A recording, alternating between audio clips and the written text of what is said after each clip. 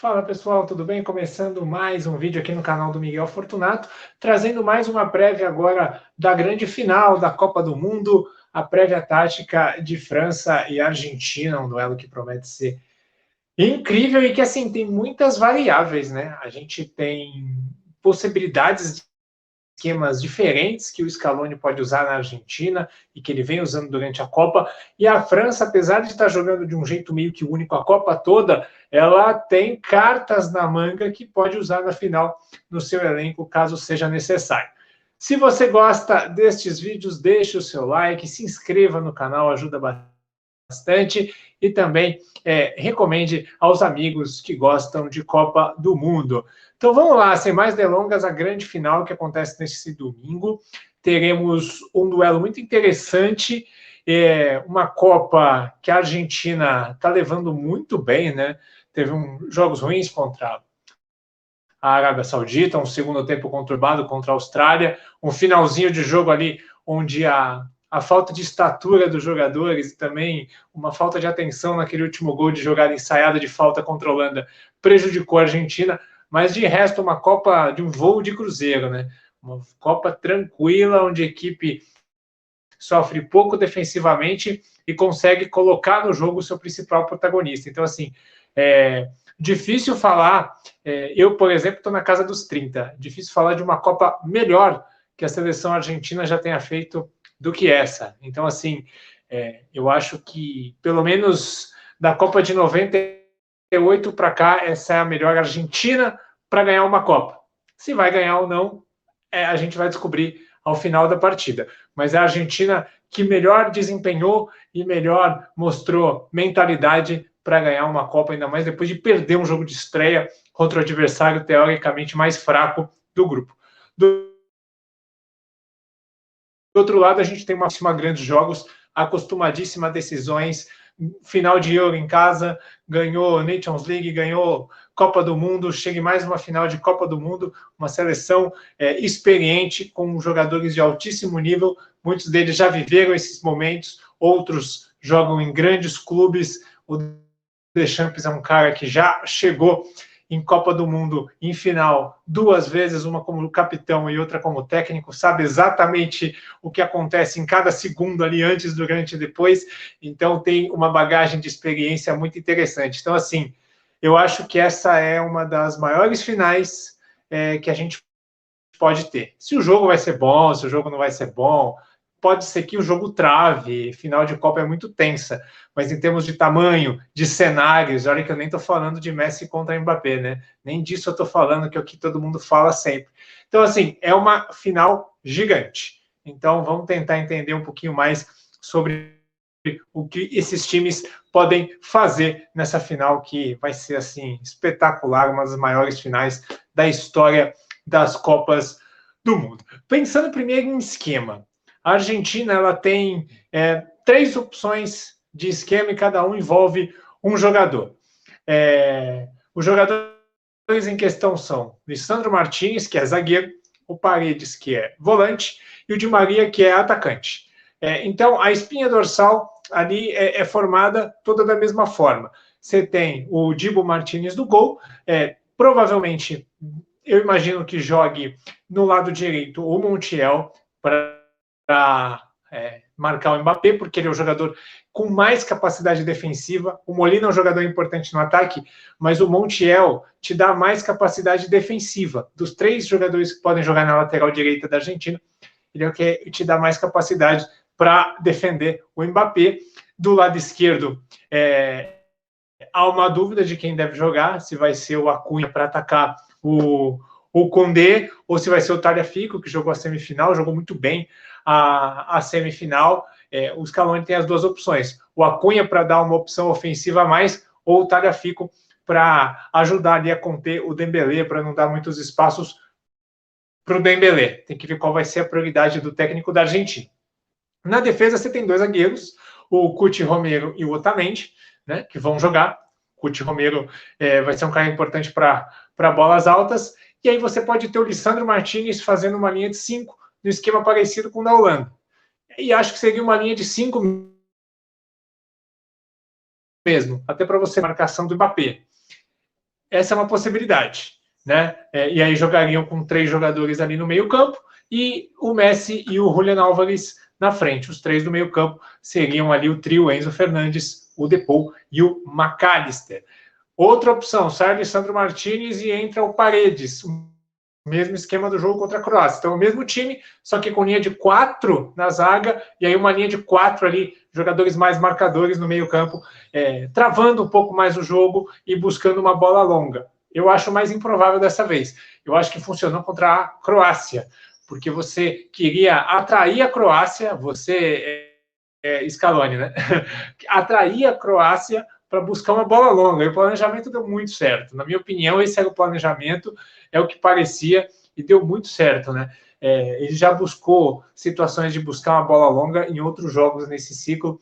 O Scaloni faz isso muito bem. Esse objetivo de atrair o adversário, né? E a terceira opção é a entrada do Di Maria. A entrada do Di Maria, ela deixa o time mais ofensivo, cria ali uma preocupação maior para o Theo Hernandes, lateral esquerdo da França, e bota a Argentina mais ofensiva, né? Enfraquece um pouco o sistema de marcação e bota a Argentina mais ofensiva. Eu acho, aí é opinião, eu acho que o Di Maria deve ficar guardado para o segundo tempo. Eu acho que ele vai começar com a linha de 5. É difícil cravar a escalação, né? Entrar na cabeça do treinador, mas pelo que a gente viu do trabalho e pelas possibilidades que cada esquema dá de prós e contras, eu acho que começar com uma linha de 5 pode ser a melhor opção. Você ter ali ajudando o Otamendi, o Cuti Romero do lado direito, você ter um lateral ali fechando uma linha de 5, porque na hora que vier Mbappé e na hora que vier Theo Hernandes do lado esquerdo, é muito difícil defender. E o Di Maria, e que faria esse lado ofensivo, ele não tem a condição física atualmente, né? Então, um jogador que está com problemas de lesão para fazer esse vai e volta acompanhando o Theo Hernandes, que nem a gente viu, por exemplo, o Saka, um garoto no auge da forma ali, voando com as pernas frescas, faz. O Di Maria, eu acho que ele é um cara mais útil para entrar depois, no decorrer do jogo, tanto precisando de um resultado para ser uma arma a mais para tentar incomodar a defesa da França, ou então até para segurar um resultado no lugar de algum outro atacante, ou então para dar uma experiência, dependendo da situação da partida. Então, eu acho que o esquema de linha de 5 seria o ideal para começar, para você ter mais segurança. Porque, assim, o Montiel, ele não é, assim, um jogador do nível do Mbappé. O Mbappé, ele é um cara que derruba marcadores muito melhores. O Montiel não é o Kyle Walker. Vou fazer uma comparação com a Inglaterra, porque foi o jogo que a França teve, né? O Montiel não é o Hakimi de Marrocos, rápido pra caramba.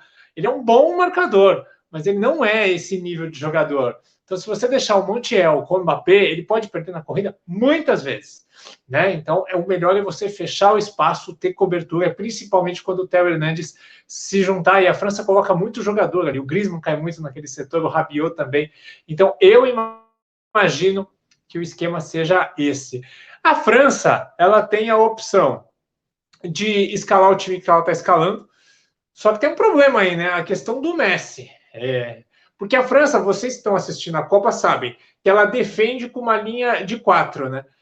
Fica lá ó, o Mbappé e o Giroud na frente, e aí o Rabiot tem que cair pro lado esquerdo, o Tchouaméni e o Griezmann fecham por dentro e completa essa linha de 4 do meio campo com o Dembélé. Então a França defende assim.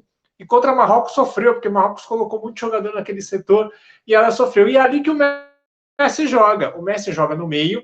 Imagina que quando o Messi cair para o meio, o duelo Messi-Tchouaméni vai ser chave no jogo. Como o Messi vai se sair com a marcação do Tchouaméni e vice-versa. Quem vai se sair melhor nesse duelo? O Tchouaméni vai conseguir? Sozinho é difícil. Você precisa ter jogadores que te ajudam no sistema a impedir que um jogador como o Messi, na forma que ele está, com a inspiração que ele está, flua. Mas o Tchouaméni é um dos jogadores mais capazes para isso. Então, e é um cara que está com muita vitalidade, vai ser muito interessante. Mas quando o Messi estiver no meio, eu imagino que ele vai ter dificuldades contra o Tchouaméni. Mas e quando ele cai para a ponta, no setor do Rabiot e do Theo Hernandes? Quando ele começar a trabalhar por ali, como é que vai ser isso? Isso vai ser muito interessante de acompanhar. Então, eu imagino que o Deschamps esteja pensando num esquema um pouco diferente. O Deschamps pode, por exemplo, tirar o Dembélé e colocar um outro jogador no meio, fazer ali 3 volantes. 3 zagueiros, eu acho que o jogador que faria a ala direita seria o Coman, que está gripado, então, e deu muito errado esse ano na Nations League, 3 zagueiros, eu acho que o Deschamps aboliu essa ideia, mas 3 volantes eu acho possível.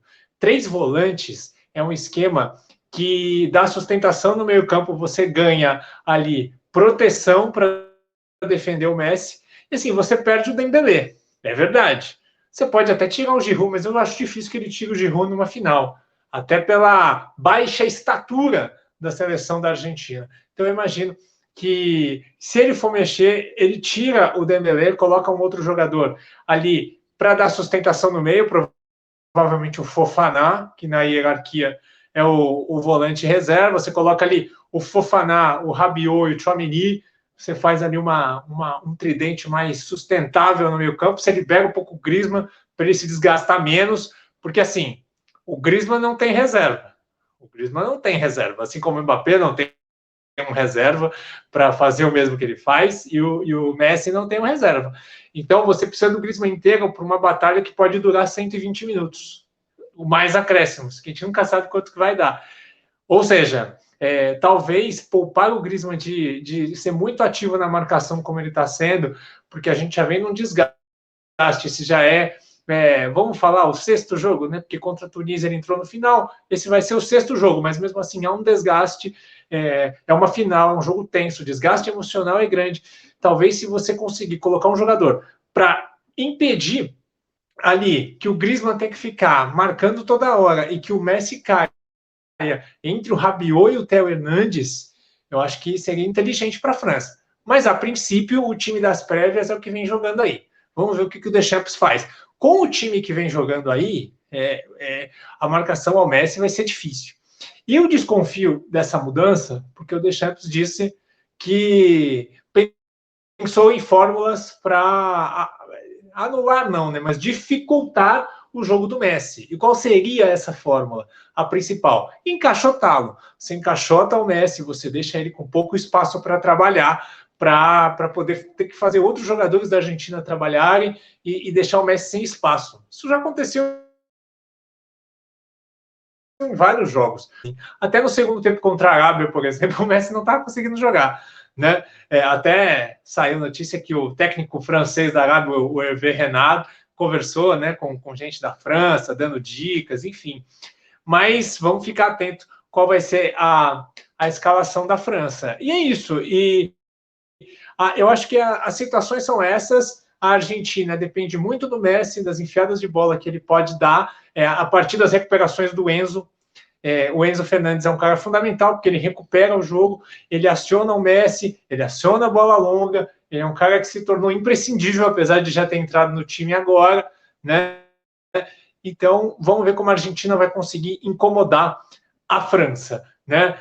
Do outro lado, a França tem bola parada, porque pode levar muita vantagem com seus zagueiros encabeçada, tem o Giroud, que é um cara que vai ser difícil para os jogadores da Argentina marcarem, né? A gente viu defesas altas sofrendo com o Giroud. A defesa da Argentina é a mais baixa das quartas de final, toda.